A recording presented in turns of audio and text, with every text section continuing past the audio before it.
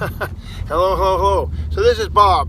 I had not put the phone on Do Not Disturb. So I got another call, random call there. And so it's still the Monday, the 6th of November. The word's humbled. And I'm just talking about how Judah Smith, I got to the point here for Judah Smith, and then somebody called, and I was like, okay. So Judah is there at his fiance's parents' house with his fiance. The fiance's parents were gone. I guess they were coming in later or something. And he was standing there, and he was just like, I would just like to get, I want to just get funky with you. I want to get going with you. I want to get busy with you, young person. And he figured, hey, I'm getting married. I've been good boy all this time. What would it hurt if I were just to go ahead and just get naked and get going with you, Chelsea? And Chelsea was just as interested as he was, because they're both been waiting all this time. And well, it's all going to happen. We're going to get married tomorrow. And all these things started to go through his mind. And Pastor Judah did the right thing. Pastor Judah, that didn't help any. Let's see if it'll help. This gonna help? What's gonna help? My lighting guy is going crazy here. Let's see. Let's forget about the lighting. So Pastor Judah did the right thing. This goes right to the point. He was not a loner. He was not a lone wolf. He was not by himself. He got on the phone. Hey, yeah, come right now. No, just come right now. Come pick me up right now. Please, just get over here as fast as you can. I need you. And he called the brother. And they came over and they rescued Judah from sin.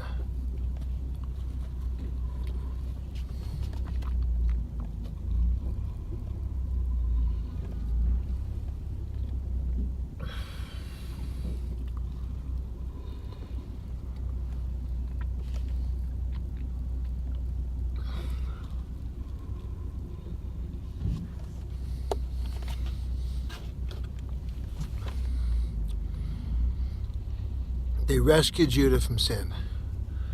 Judah was more than willing to get naked and get busy with his fiancée. Because he knew that, they were already married in the spirit. He knew that they were going to have the ceremony the next day. He knew that it wouldn't be any big deal. Nobody would know.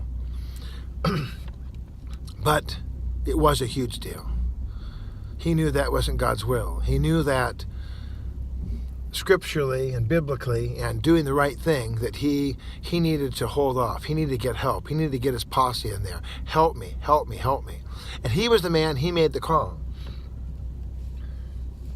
And he testifies, and this is Judah's own words, he testifies that now that Judah has been married for about 18 years now, that his wife, Chelsea Smith, trusts him.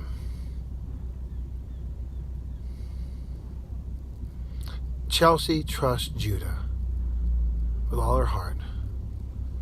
Because when Judah was a nobody, when Judah was nothing but the janitor at the... this is interesting. He really took a chance there, that guy. Just about took out the door of that other car. And I don't know if I would have done it like that. I came like this far to taking the door out. I guess he knows his car. And she says, Judah, because of what you did that night, because of how you behaved, I know that you are a trustworthy man. I know that you're a man of your word. I know that you would never cheat on me or sin on me, because you wouldn't do it. You wouldn't do it when you had the chance. You had a perfect opportunity.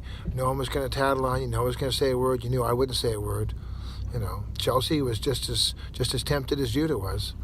And of course God's given this great gift of sex, and yet it needs to be done appropriately. It needs to be done in the context of a marriage, in the context of the home, in the context of a conversation, and not just done randomly here and there on the corner with whoever could, care less. Because it cheapens us, and it deadens our senses, and it puts a wall between us and God, and us and each other. and it affects the woman's or the man's